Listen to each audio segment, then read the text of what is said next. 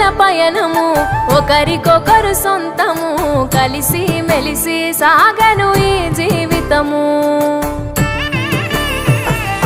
శతమానం భవతి అని వధువరులను దీవించి శ్రీరస్తు శుభమస్తని అతిథులు ఆశీర్వదించి పంచాభూతాల నడుమ రెండు మనసులేకమయ్యే కళ్యాణం